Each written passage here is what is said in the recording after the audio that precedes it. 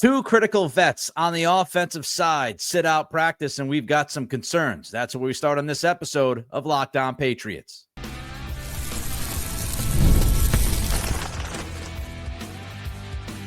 You are Locked On Patriots, your daily New England Patriots podcast. Part of the Locked On Podcast Network, your team every day. What's up, Patriots fans? I'm your host, Nick Cattles, born and raised in New England, also host of the Everything Pats podcast, co-host of the Greg Baddard Patriots podcast with Nick Cattles, and a sports talk show host veteran. On today's episode, a once proud playmaker has fallen precipitously on the depth chart. Also, there's some hope that the O-line is showing signs of improvement. But first, two guys you don't want to see go down, go missing. We appreciate you joining the show, making us your first listen, and for being an everydayer. The Locked On Patriots podcast, a proud partner, the Locked On Podcast Network, your team every day. The Patriots have dealt with some injury issues already through camp, and this happens to every team in the league, as we know. You've got to try to stay healthy. It's the number one thing when you talk about a violent, physical game. And the injury issues we've seen absolutely happen at the cornerback position. Christian Gonzalez, Carlton Davis, Marcellus Dial tore his ACL. He's done for the year. And some concerns on the other side of the ball are now creeping in to my thought process. And I begin with Hunter Henry, because Hunter Henry did not practice on Monday. Here's the latest. Taylor Kyles posted that G. Scott is repping with the starting offense behind Jack Westover and Austin Hooper. So Scott was out there. Westover was out there. Hooper was out there. Henry was not out there. Now, hopefully, Hunter Henry's okay. This could be some simple management. The team is traveling on Tuesday. Joint practices coming up against the Vikings later this week. Henry was out there during Sunday's practice. So maybe this is just simply management. We have to keep that out there as a possibility, because we know Vrabel has been handling a lot of the veterans in a certain way. So maybe this is just management, no big deal. And I certainly hope that's the case. I hope that Henry is okay physically, because if Henry is not out there, we're talking about Austin Hooper and bust. The Patriots have no depth at tight end. I know Jaheim Bell caught a pass against Washington in the first preseason game. He took for 18, 20 yards. They don't have depth. They do not have experienced depth.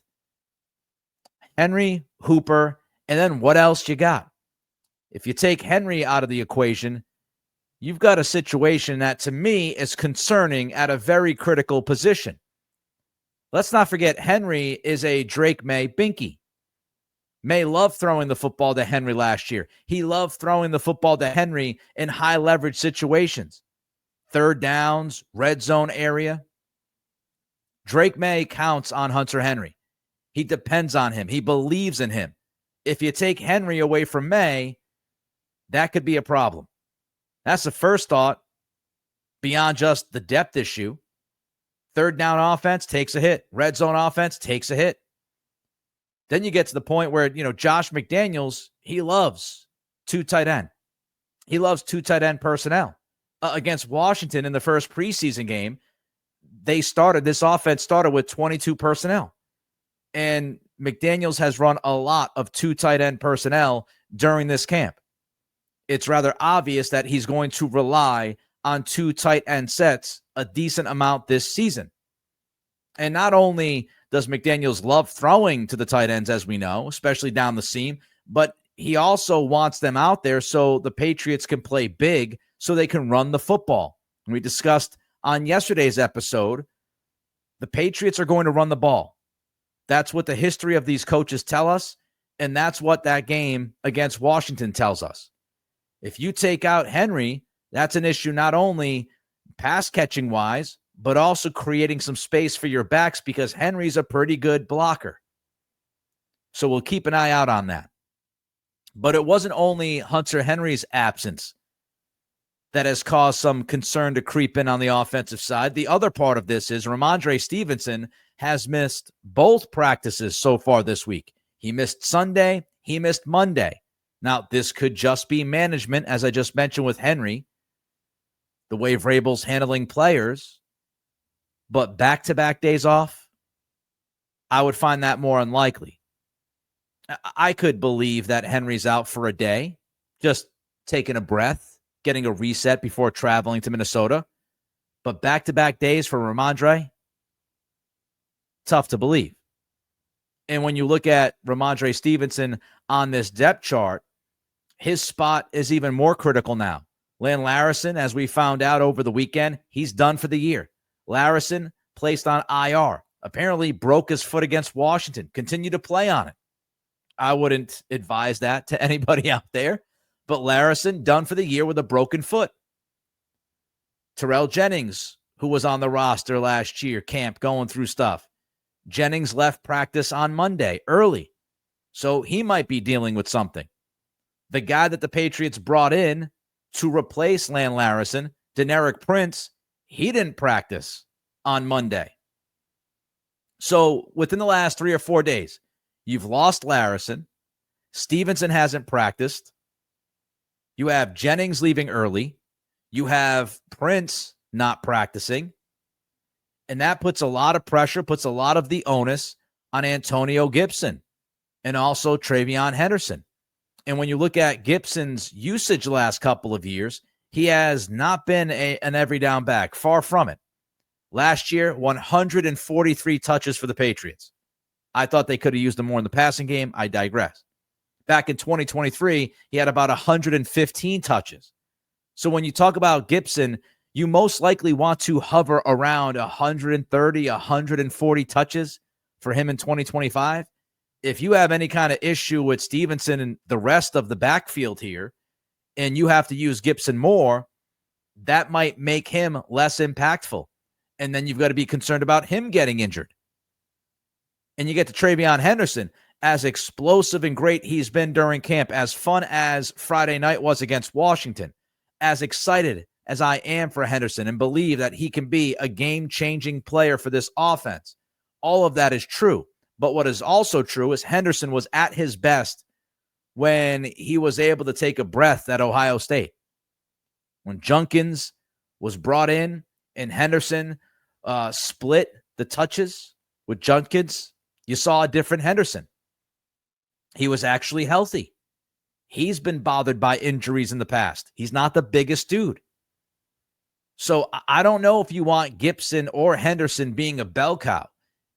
And if you got to split the touches between those guys, it's still going to be a significant amount of touches. So Stevenson's got his fumble problems. He might end up not starting eventually if he continues to fumble the football, but don't get it twisted. Stevenson was part of this trio. And when you can lean on Stevenson a little bit, it means you lean less on Gibson and Henderson, who both are better off splitting time. And that's not even to mention the fact that both Gibson and Henderson are expected to be a part of special teams. And we saw that against Washington. Both guys had huge returns in the kickoff game. Henderson's touchdown, and Gibson went 60-plus yards on his kick return. So if you've got to utilize Gibson and Henderson more at running back, that means you might not be able to utilize them as much on special teams, which impacts the team overall. So running back could be an issue if Stevenson is out for any long period of time. And the last note here, DJ James, who left practice early on Sunday, he did not practice on Monday.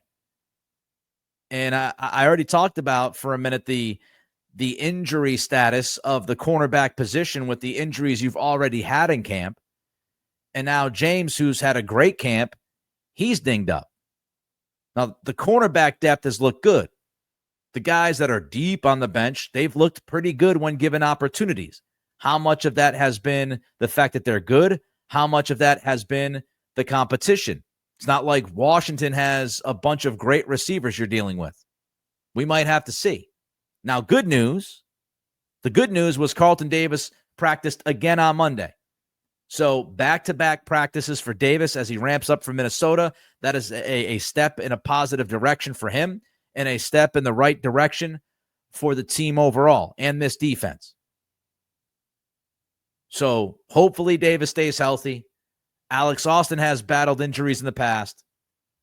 You start to look around in some of these spots. I mean, this roster, it's better than it was in 2024, but we're not talking about a roster that is deep at every position. We're not talking about a 12 or 13 win kind of roster here. So all these injuries, the trickle-down effect, it's real. All right, with a new defense, some vets were bound to struggle. One of those vets looks to have officially been benched. That's next as we continue with today's episode of Locked On Patriots, part of the Locked On Podcast Network, your team every day. This episode is presented by Yahoo Fantasy. It's the best time of the year. NFL kickoff is almost here, and that means fantasy football season is back in full swing. And this year, Yahoo Fantasy is turning things up with a fantasy football experience like never before. Whether you're playing or your friends are playing Yahoo Fantasy, and you really should be, whether you're a first-timer or a veteran making your millionth league, you should absolutely check out Yahoo Fantasy. Yahoo Fantasy has been in the game for 28 years, and to celebrate those 28 years, Yahoo Fantasy is dropping 28 big new features over 28 days throughout August, and to kick it off, they dropped the Yahoo Fantasy Guillotine Leagues, a killer new way to play fantasy football on Yahoo, where the lowest scoring team gets eliminated each week until there's one team left standing. With the season around the corner, now's the time to get your league together and give this new mode a try. If you're more into the classics, you can still play in head-to-head private leagues or join a public league. Stay tuned for more killer announcements and start playing Yahoo Fantasy Football now at yahoofantasy.com/LockedOnNFL. It's pretty official, at least it seems official. Kyle Duggar has taken a back seat in this Mike Vrabel, Terrell Williams defense. Last week, Craig Woodson started to take reps over Duggar. And yesterday, dealing with the second team, as we talked about, Duggar working with the second team on defense. And then on Monday, you had a lot of the same. Monday's practice, Duggar was buried behind other dudes. Taylor Kyles from CLNS, he posted Jalen Hawkins and Jabril Peppers are the top safeties again for this walkthrough. Woodson is serving as the third safety ahead of Duggar. And if you're wondering, the practice on Monday was like a regular season practice, going against scout teams, working off of cards. This was a full-on prep for the Minnesota Vikings. This was the coaching staff preparing this team like it was a regular season week, getting ready to go on the road to play a team in a game that actually matters. And so the fact that Duggar was behind Hawkins, Peppers, and Woodson during a practice that was handled like a regular season practice, that should tell us Duggar, he's on the bench right now. He's on the bench. Phil Perry posted, Duggar looks like a reserve safety.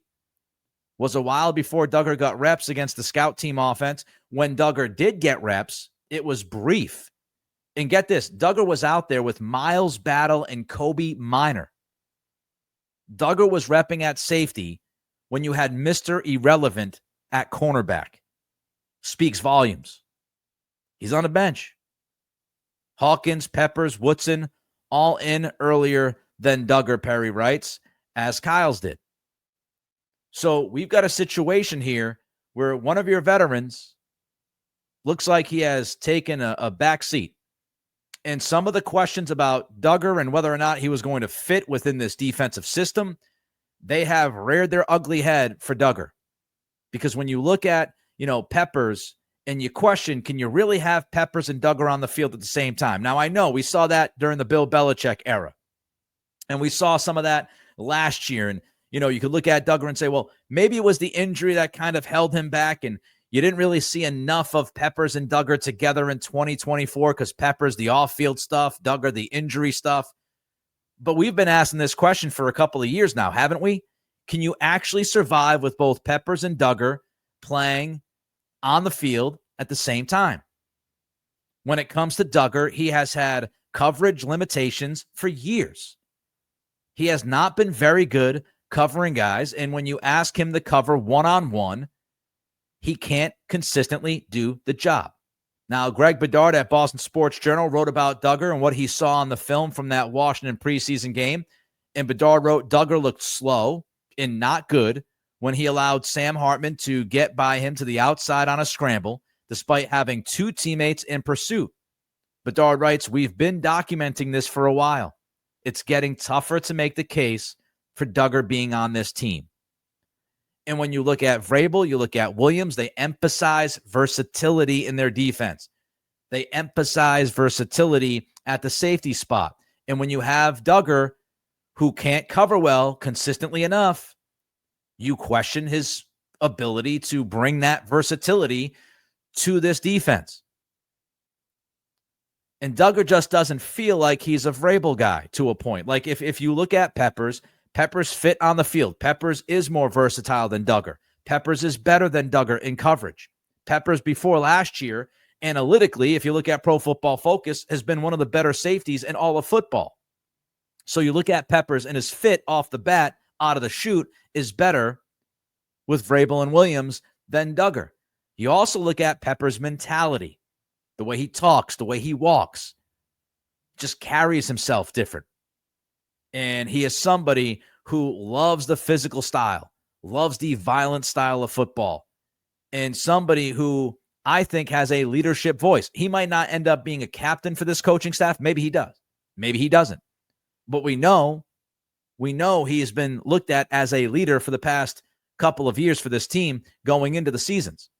And he's somebody who will keep guys accountable. He's somebody that has a rather large and loud voice in the locker room. Doesn't feel like Duggar carries that same kind of impact. So not just on the field, but off the field, it feels like Peppers is a much better fit. And if you don't think you can play both guys, if it's not, a possibility within this defense and it feels like it's not, then I think it's rather obvious that Duggar's going to be the guy on the outside looking in, and that's why he's there right now. And then you throw Craig Woodson into the mix, and it's just a much bigger challenge. We talked about that versatility just a moment ago. Mike Giardi, BSJ, wrote the following about Duggar and Woodson. The scheme asks its safeties to play more one-on-one coverage. Woodson's fit has been relatively seamless, Giardi writes. He's looked every bit the part of a rising player since we got our first glimpse of the University of California product in the spring. That's carried over into full pads when, let's face it, the game becomes more difficult. And let's talk versatility.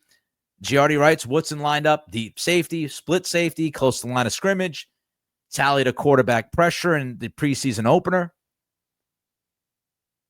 And we've said this time and again with Woodson early in camp at OTAs, mandatory minicamp, rookie minicamp, he just seems to be in the right place at the right time, according to those who are on the ground watching these practices.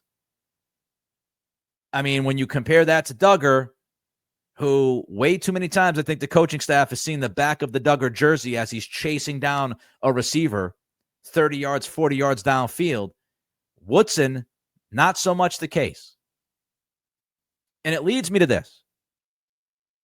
Could it be possible that Duggar eventually gets to a position change? I don't think you can completely write it off. Now, is it unlikely to make that change in the middle of August? Of course. Could this be more, hey, we might give him a chance in 2026 at a new position? Probably. But I don't think it's nuts with the way that he has struggled in this camp and the fact that he doesn't seem to be a great fit at safety. I do wonder if you could try him at linebacker. Vrabel and Williams, they don't mind dealing with, lighter linebackers. Vrabel's talked about it during this camp. He doesn't think size is as much of an issue at that position as it used to be. So it's not crazy. If you look at Duggar, he's 6'1", 220. Robert Spillane, 6'1", 229. Can you put 5 to 10 pounds on Duggar? Maybe. Maybe he fits that Marte Mapu spot. Maybe you say, hey, we thought that it would work with Mapu. Hasn't quite worked with him. Maybe we try Duggar.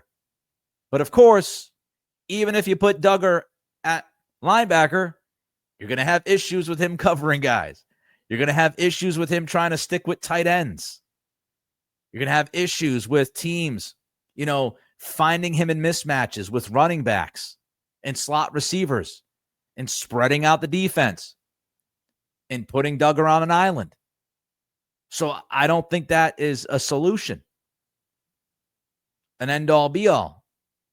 I could see them trying it. I'm not sold it'll work. And I just feel like Duggar's going to be gone. When this year is over, he's going to be gone. I don't think they get rid of him right now because of the dead money. I think they would trade him this second if they could get anything for him. But I think that contract will scare off other teams. I think his play last year and his play during this camp and is just not good enough. And what he looked like against Washington in the first preseason game, I don't think any team's going to jump on the chance to trade for Kyle Duggar. But the more this camp goes on, the closer we get to the season, the more it feels like a reality that Duggar is not going to be a part of this defense. He might be on the roster standing on the sidelines, but he's not going to be out there on the field. The top pick keeps it together. A vet steps up, and two youngins might actually be gems. O-line talk next as we continue with today's episode of Locked On Patriots, part of the Locked On Podcast Network, your team every day. August 26th is officially FanDuel Futures Day, a brand new holiday for football fans who live for bold predictions and preseason hunches. I've said it before, I love football futures. That's where I usually spend my time on FanDuel right before the season. And for just 24 hours, FanDuel is giving you deals on NFL season predictions. So whether you're calling your MVP, eyeing a long shot division winner, or ready to crown your Super Bowl champ before week one even kicks off, this, my friends, is your moment. August 26th. Take a flyer on the MVP race. Maybe, I don't know if this is a flyer, but maybe this is the year Mahomes reclaims his title. Or parlay your division winner dark horses. Do you believe in J.J. McCarthy? If you do, Vikings at plus 300 in the NFC North. Pretty interesting to take a look at. Maybe you just crown a champion. Broncos at plus 2,600. Take a shot. Visit the FanDuel app today and start planning your future bets now. Because Futures Day is one day and one day only, August 26th. FanDuel, play your game.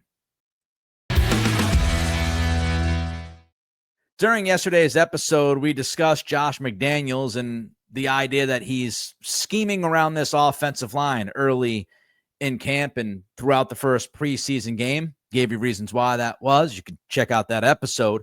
But are there signs of hope for this offensive line? Could there be actual signs of hope for those five guys up front? Now, I am not an offensive line guru. I do not consider myself an offensive line expert by any stretch. But one of the guys that does a lot of work on the offensive line and writing about them is Greg Baddard. And Greg Baddard does give us a little bit of hope here. First, he writes about Garrett Bradbury and what he saw during the first preseason game. Baddard writes, the most positive and surprising performance on the line was by Bradbury. He had two outstanding run blocks and was clean in the pass game. If Garrett Bradbury could just be good, it is huge. It would have such a significant impact on this team and on this offense. If he was just good, he doesn't have to be great. If he's good, if he's a solid starting center in 2025, it is such a big step and lift for this offense. It would be less of a burden on Jared Wilson because Wilson would not have to worry about, Garrett's getting beat all the time. And now he starts thinking about Bradbury's guy instead of his assignment right in front of him. And Wilson, he's got a lot on the plate. He's got to show continued improvement. Baddard wrote about Wilson and what he saw against Washington. Wilson struggled. Baddard wrote that Wilson really struggled in his 14 snaps with 5 minus plays. I thought he looked pretty good. Again, I'm not an offensive line guru. Baddard writes, this surprised me because he's been rock solid in camp. There was some good work on duo blocks between the two rookies, but there were some technique issues that will need to be cleaned up with Wilson, and he is sort of a novice at this position. This was good teach tape for Wilson, who physically looked like he belonged. He just has a lot of stuff to clean up. So Baddard says, look, he had 5 minus plays, according to Greg's grading system. However, it wasn't that he was physically outmatched. It was more the looks of a rookie trying to feel his way around and trying to figure things out. Technique issues, little detailed things. And that's why Baddard calls it a teach tape. And you would think, I'm pretty confident with Wilson's IQ being sky high, super smart guy, the way he handled his time away from the field during OTAs and minicamp. And the fact that he came back at the beginning of camp ready to go to the point where within 4 or 5 days, he was moved to starting left guard. It makes me feel like he's going to go do the homework. He's going to take a look at the film. He's going to talk to his coaches, maybe all 3 of the offensive line coaches on this staff. He's going to put the work in. He's going to figure this thing out. So some tough sledding, according to Baddard, for Wilson in his first official start against an NFL team in that first preseason game. So if Bradbury gets it going, if he's solid, if he's good, if he gives you what he gave you against the Commanders, then that means less burden on Jared Wilson to be great off the bat or really good off the bat. Because if Bradbury's leaky, then you're looking at Wilson. If Wilson's having some issues, the pressure starts to ramp up a little bit on the rookie. He starts thinking too much. Now, some of the easy and obvious calls here is if Bradbury is giving you solid football, then you're less concerned about the interior defensive line pass rush, which is big because of how that would impact Drake May and some of the things that we've seen from May through his rookie season, even on Friday night against Washington with that fumble. You know, the less scattered, the less he's kind of scrambling around, the better off you're going to be. If Bradbury is solid, then the run game should be solid. I do think the Patriots' offensive line is very good when it comes to blocking the run. I do think they're going to have a productive run game if they can stay healthy at the position. But I do think you look at all 5 guys. Campbell, really good run blocker. Wilson has shown a tendency to be good. Bradbury is known as a pretty good run blocker, and according to Baddard, was terrific against Washington. Owenu can run block. Morgan Moses is good. So the run game. But Minnesota is going to be a huge challenge for Bradbury because they've got, big interior defensive linemen, talented guys. It's going to be a difficult assignment for Bradbury. If Bradbury can hold his own, and of course he's going against Minnesota, who has the book on him because that's where he played last. That's his only stop in the NFL before the Pats. So they'll have the book on Bradbury. So intriguing to watch him this week in the joint practices and if he plays on Saturday. How about Will Campbell, you ask? I know many of you are saying, what about Campbell? Campbell was good. Baddard wrote Campbell was very solid against Washington outside that sack fumble play. Certainly finished well at times. You can tell Campbell is well-schooled and his fundamentals are sound compared to Wilson. Campbell knows how to play, just needs to keep learning. So thumbs up for Will Campbell in the first preseason game. And we keep talking about, Campbell, the one-on-ones, he's had a tough time. I will continue to remind people, the most important thing are team reps. Team reps. That's what matters most. You're not going to be going one-on-one out there with nobody next to you on Sunday. You're going to be in the team dynamic. And Campbell has consistently been good during the team reps. And if you tell me that you've got, at least average pass protection from Campbell, and you think he's going to be a great, maybe even elite run blocker, then he should be a solid starting left tackle for the next 10 years. He doesn't have to be great in pass protection. If he's good, if he's average, and then gives you that element in the run game where he's just an absolute mauler and terrific in that phase of offense, you're talking about a guy who's going to be rock solid for 10, 12, 14 years at left tackle. Makes me very happy if that's the case. All right, want to mention 2 more guys. Maybe some diamonds found. Marcus Bryant steps up. And Baddard hasn't been necessarily sold on Bryant, but he did write, Bryant also opened his eyes a bit more as he had a plus pass block, 2 run blocks, did allow half a stuff in a hurry. But Baddard says Bryant was solid. Vrabel, before practice on Sunday, said, he thinks that there's a lot of good football in front of Marcus Bryant. Evan Lazar wrote, Vrabel credits Bryant with improving his pad level over the course of the padded practices in camp. If Marcus Bryant can prove to be a swing tackle this year, you talk about a big-time development. I don't know if he's going to be, starting caliber year 1 or even year 2. But if you feel good enough about him to be a backup, good enough about him to be your swing tackle, to find that guy in the 7th round, that would be a terrific find by the scouting department and the front office. Another guy I want to mention, pretty much an unknown, Mai Butler. Baddard wrote, of the reserves, I thought Butler looked surprisingly capable and strong. Perhaps it's not a coincidence that he suddenly got second-team reps today. And that was on Monday's practice. So, when you look at what's going on, when you look at how all of this is unfolding, you feel pretty good about Campbell. You might be feeling better about Bradbury. Owenu has been fine. Moses has been fine. Maybe you got a little bit of a find with Mai Butler. Bryant stepping up to possibly fill a tackle position, a swing tackle position. If Wilson just improves and gets better, learns some technique things, maybe we're talking about something here. Maybe.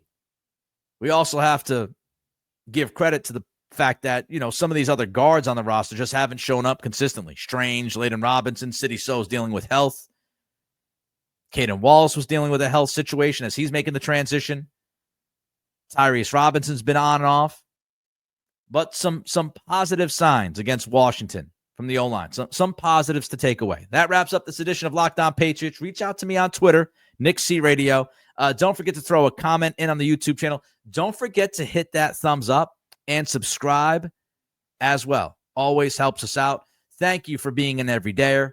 Thank you for listening to Locked On Patriots. Check out Locked On Bets with Sterling and Rogers, MLB Locks. We talked about football futures. Check those guys out. Find Locked On Bets on YouTube, wherever you listen to your podcasts. Have a great day. We're going to see you tomorrow.